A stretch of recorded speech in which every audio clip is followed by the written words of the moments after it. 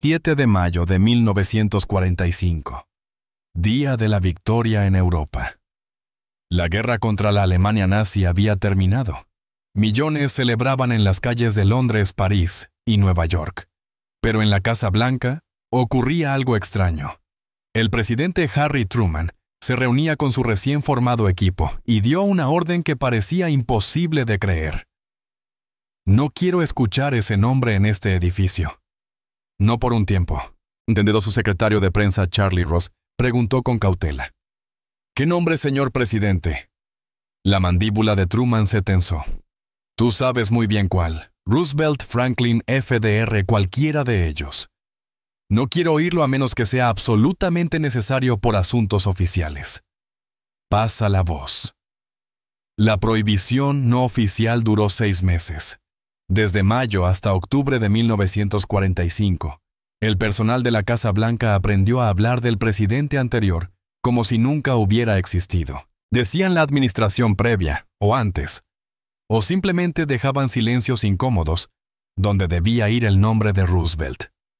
A los nuevos empleados se les advertía discretamente. No menciones a Roosevelt frente a Truman, a menos que quieras ver cómo la cara de un hombre se vuelve púrpura de rabia. ¿Pero por qué? ¿Qué podía enfurecer tanto a un presidente que no soportaba oír el nombre de su predecesor? La respuesta revela una de las relaciones más tóxicas y disfuncionales en la historia presidencial. El punto de quiebre llegó el 6 de mayo, el día antes del Día de la Victoria. Truman llevaba menos de un mes como presidente, ahogándose entre decisiones sobre cómo terminar la guerra con Japón, manejar la alianza con Stalin y entender el proyecto Manhattan que Roosevelt le había ocultado. Trabajaba 18 horas al día, dormía quizá 4, vivía de café y adrenalina. Y donde quiera que miraba a alguien, le decía lo que Roosevelt habría hecho. Señor presidente, cuando el presidente Roosevelt manejó esta situación, el enfoque de Roosevelt fue... FDR siempre decía... Aquella tarde Truman estaba en una reunión con su gabinete sobre la política económica de posguerra. Henry Morgenthau, secretario del Tesoro de Roosevelt, explicaba su plan para Alemania. Morgenthau quería destruir completamente la capacidad industrial alemana y convertir el país en una nación agrícola que nunca pudiera amenazar de nuevo a Europa. Se llamaba el Plan Morgenthau, y Roosevelt lo había apoyado tentativamente en la Conferencia de Quebec en 1944. Morgenthau no dejaba de invocar la memoria de Roosevelt. El presidente Roosevelt entendía que Alemania debía ser castigada con severidad. El presidente Roosevelt estuvo de acuerdo conmigo en que las medias tintas no funcionarían. El presidente Roosevelt quería... Truman lo interrumpió. El presidente Roosevelt está muerto. La sala quedó en silencio. Morgenthau quedó atónito. Truman continuó con la voz tensa por una furia contenida. El presidente Roosevelt ha estado muerto casi un mes. Ahora yo soy el presidente y creo que su plan es una locura. Crearía 50 millones de alemanes hambrientos, que serían presas fáciles para la agitación comunista. Desestabilizaría toda Europa. Así que no lo haremos. La reunión ha terminado. Truman se levantó y salió dejando a Morgenthau humillado ante todo el gabinete. Pero aquella confrontación era solo la superficie. Lo que ocurrió esa noche reveló la verdadera profundidad de la ira de Truman. Charlie Ross, su secretario de prensa y amigo de la infancia, llegó al despacho oval alrededor de las 8 de la noche y encontró a Truman sentado en la oscuridad con un vaso de bourbon en la mano. Ross encendió la luz. Truman parecía exhausto y furioso. Ross preguntó qué ocurría.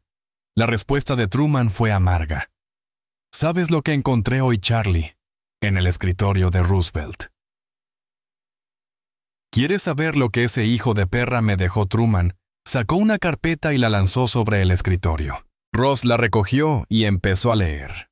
Era un memorando que Roosevelt había escrito en febrero de 1945, 2 meses antes de su muerte, titulado Preocupaciones sobre el vicepresidente. En él, Roosevelt expresaba sus dudas sobre la capacidad de Truman para manejar la presidencia.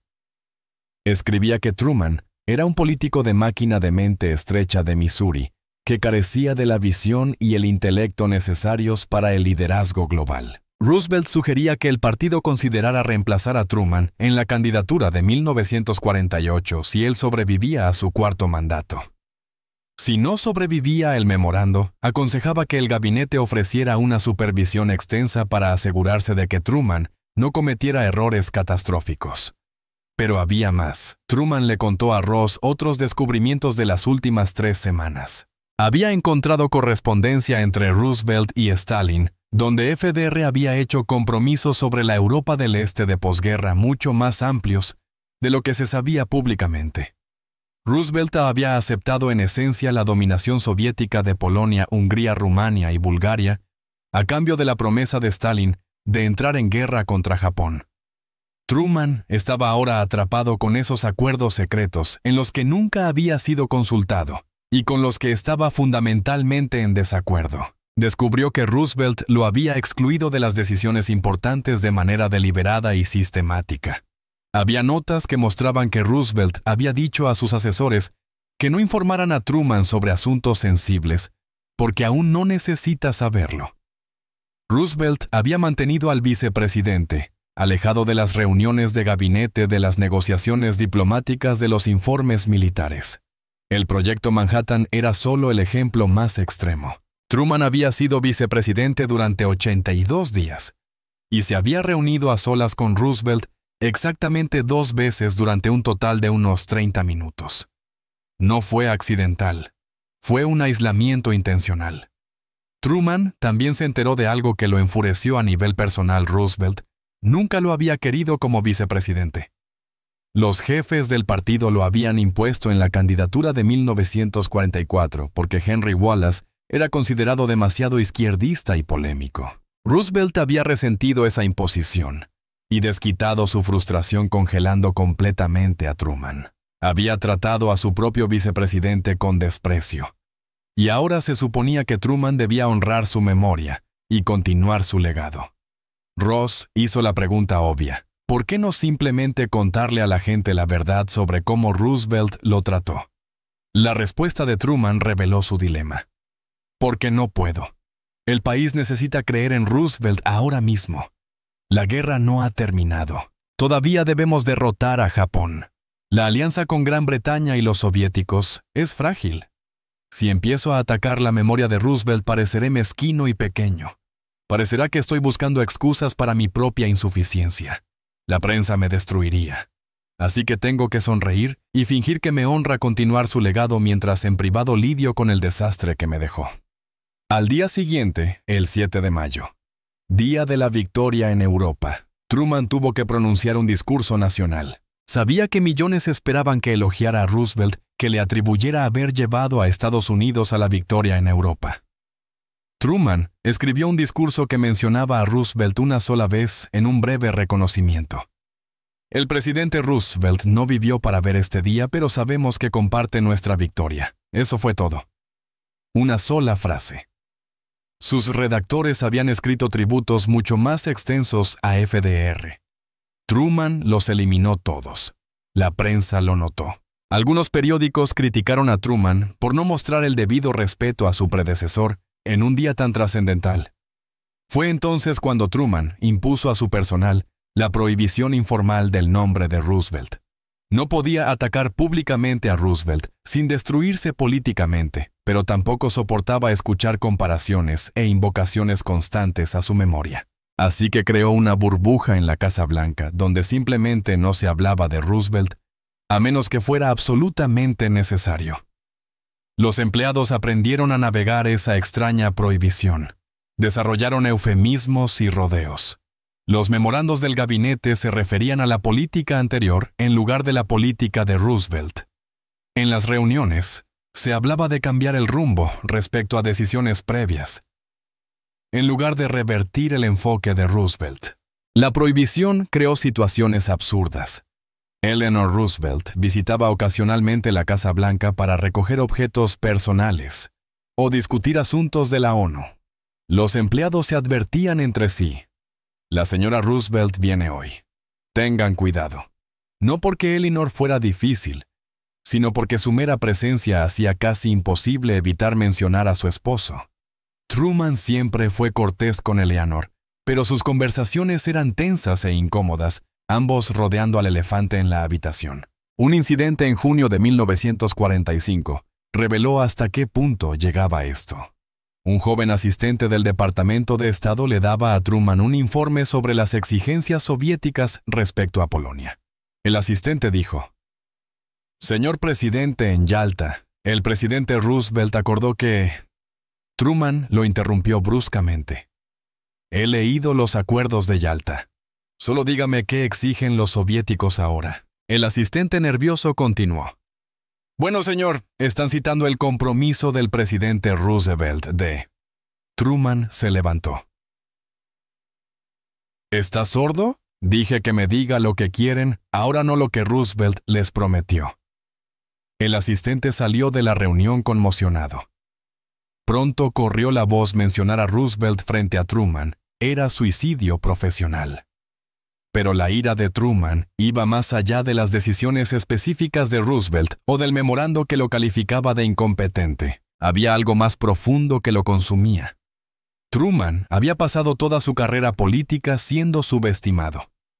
Provenía de una maquinaria política en Kansas City, dirigida por Tom Pendergast, lo que le dio una reputación permanente de lacayo y político mediocre. Fue elegido senador en 1934 y tuvo que ganarse el respeto de colegas que lo veían como un simple mensajero de Pendergast.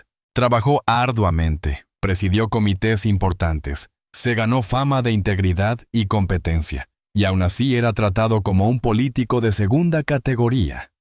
Cuando Roosevelt lo eligió como vicepresidente en 1944, Truman pensó que era una validación. Creyó que Roosevelt veía algo en él, que confiaba en su capacidad. Ahora sabía la verdad: Roosevelt no lo había elegido en absoluto. Los jefes del partido lo habían impuesto a Roosevelt y FDR respondió tratándolo como una carga no deseada. Todo lo que Truman había logrado no significaba nada para Roosevelt. Solo era el político de máquina de Missouri. No valía la pena informarle ni confiar en él, ni prepararlo para la posibilidad de que llegara a ser presidente. El costo psicológico para Truman fue severo. Se volvió paranoico con las comparaciones con Roosevelt.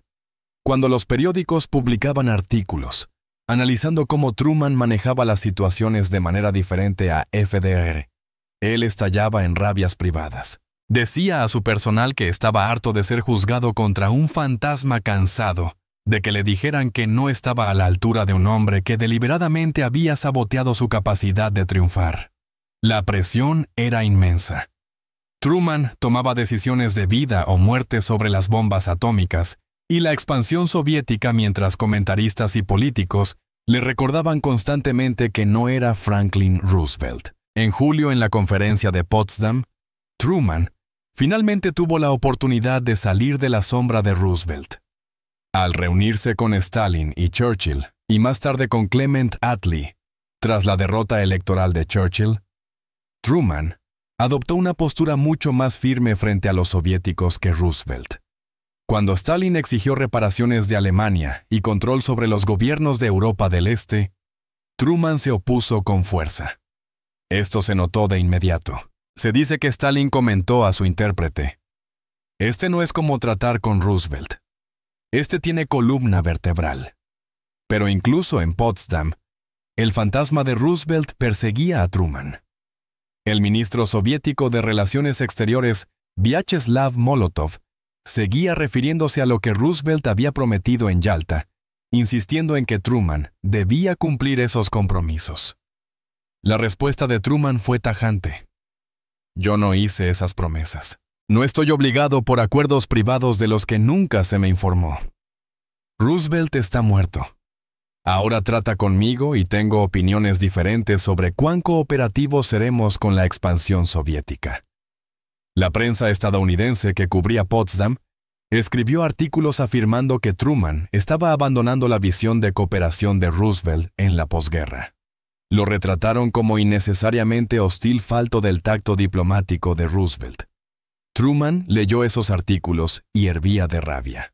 Lo estaban culpando por no continuar la política de apaciguamiento de Roosevelt hacia Stalin, una política que Truman consideraba ingenua y que ya había llevado a la dominación soviética de la mitad de Europa. Pero no podía defenderse sin atacar públicamente a Roosevelt, así que tuvo que absorber las críticas. El 6 de agosto de 1945, Truman autorizó lanzar la bomba atómica sobre Hiroshima. 3 días después, Nagasaki. Japón se rindió el 15 de agosto. La guerra había terminado. Truman había tomado la decisión más trascendental del siglo XX, una decisión que Roosevelt había puesto en marcha pero que nunca tuvo que tomar él mismo. E inmediatamente la gente empezó a preguntar, ¿Roosevelt lo habría hecho? ¿FDR habría usado la bomba atómica? La especulación volvió loco a Truman, porque Roosevelt nunca lo había informado sobre el proyecto Manhattan, nunca le había explicado su pensamiento sobre cómo debía usarse el arma, y lo había dejado ante una elección imposible sin la preparación adecuada. En septiembre, 5 meses después de comenzar la prohibición informal, Truman tuvo una conversación con su esposa Bess, que reveló cuánto lo seguía atormentando el trato de Roosevelt. Bess mencionó que alguien había sugerido ponerle el nombre de Roosevelt a un edificio, un monumento o un programa del gobierno. La respuesta de Truman fue fría. Que lo hagan. No me importa. Pero no lograrán que yo lo inaugure ni hable en su honor. Ya terminé de fingir que tengo sentimientos cálidos hacia ese hombre. Bess, que rara vez lo desafiaba, respondió: no puedes seguir alimentando este rencor para siempre. La gente se dará cuenta. Truman replicó: que se den cuenta. Pasé 82 días como vicepresidente siendo tratado como si fuera demasiado estúpido para confiarme información, y ahora se supone que debo estar agradecido por el privilegio. La prohibición empezó a levantarse en octubre de 1945, unos 6 meses después de haber comenzado. ¿Qué cambió? Varias cosas. Primero, Truman se había probado a sí mismo. Había tomado decisiones difíciles sobre la bomba atómica, sobre los términos de rendición de Japón, sobre la agresión soviética. Había establecido su propia identidad como presidente separada de la sombra de Roosevelt. Ya no necesitaba evitar su nombre, porque ya no lo comparaban tanto con él. Lo evaluaban en sus propios términos. Segundo, Truman había empezado a separar su enojo personal hacia Roosevelt de su comprensión de la importancia histórica de Roosevelt. Podía reconocer que Roosevelt había guiado a Estados Unidos durante la Depresión y la guerra que había transformado fundamentalmente la relación entre el gobierno y los ciudadanos, que había sido un presidente genuinamente trascendente. Eso no significaba que Truman tuviera que quererlo ni perdonarlo, pero sí que podía pronunciar su nombre sin que la ira nublara su juicio. La primera vez que Truman elogió públicamente a Roosevelt, después de la prohibición informal, fue en un evento del Partido Demócrata, a finales de octubre de 1945. Dio un discurso sobre los logros del partido y dijo: el presidente Roosevelt construyó los cimientos de la victoria. Nosotros cosechamos lo que él sembró. No fue un elogio efusivo, pero sí más de lo mínimo que había dicho durante meses. Su equipo notó que la prohibición había terminado. Pero Truman nunca perdonó a Roosevelt. No realmente. En cartas privadas y en sus diarios a lo largo de los años, Truman siguió amargado por el trato que había recibido. En 1917 escribió a su hermana Roosevelt: fue un gran presidente en muchos aspectos, pero también fue egoísta y miope respecto a la sucesión. Dejó a este país y a su vicepresidente completamente sin preparación para lo que vendría después, porque no podía aceptar su propia mortalidad.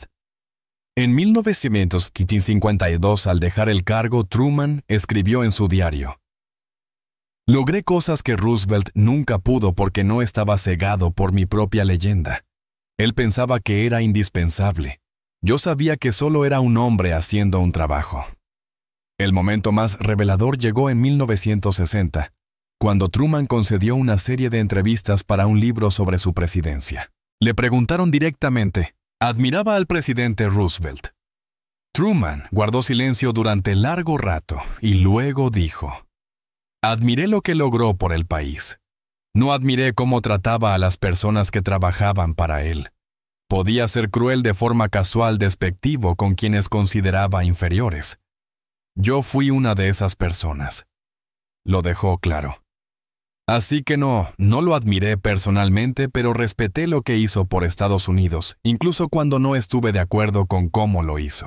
El entrevistador preguntó si Truman creía que Roosevelt lo había saboteado deliberadamente al no prepararlo para la presidencia. La respuesta de Truman fue meditada. Creo que Roosevelt negaba que se estaba muriendo. Se convenció de que se recuperaría, de que cumpliría su mandato, quizá incluso de que volvería a postularse en 1918. Por eso no preparó a nadie para sucederlo, porque no planeaba dejar el poder. Eso es naturaleza humana, pero también fue irresponsable. Un presidente tiene el deber de preparar la sucesión, especialmente en tiempos de guerra. Roosevelt falló en ese deber, y yo pagué el precio. Estados Unidos pagó el precio. Años después de la muerte de Truman, los historiadores descubrieron más pruebas sobre el trato de Roosevelt a su vicepresidente. Había memorandos en los que Roosevelt instruía a su personal para minimizar el acceso de Truman a la información. Existían registros de reuniones del gabinete donde Roosevelt se burlaba abiertamente de la inteligencia y el origen de Truman. Había cartas privadas en las que Roosevelt expresaba su pesar por haberse visto obligado a aceptar a Truman como compañero de fórmula. Todo esto validaba la ira de Truman y explicaba la prohibición informal del nombre de Roosevelt, que en su momento parecía mezquina o excesiva. El período de 6 meses en que el personal de la Casa Blanca evitó pronunciar el nombre de Roosevelt se convirtió en una nota al pie de la historia, un detalle curioso que parece casi cómico en retrospectiva.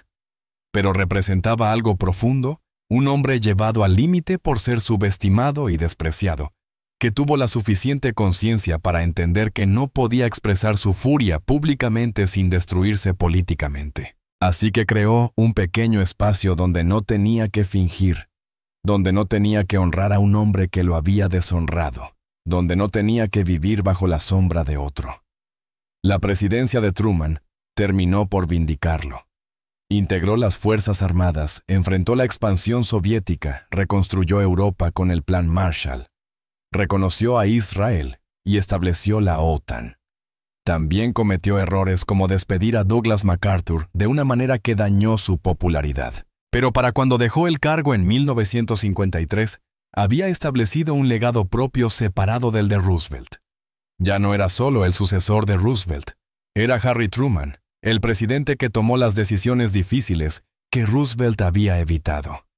La prohibición informal del nombre de Roosevelt sigue siendo uno de los episodios más extraños en la historia de la Casa Blanca. Los miembros del personal que trabajaron allí durante esos 6 meses lo recordaron décadas después como un periodo surrealista en el que todos conocían la regla, pero pocos la entendían del todo. Solo cuando salió a la luz toda la historia sobre cómo Roosevelt había tratado a Truman, todo tuvo sentido. A veces la persona más poderosa del mundo necesita permiso para estar enojada. Truman se dio a sí mismo ese permiso de la única manera posible sin destruir su presidencia. Prohibió un nombre durante 6 meses, no porque fuera mezquino, sino porque era humano. Y a veces ser humano significa admitir que odias oír el nombre de alguien que te hizo sentir que no importabas.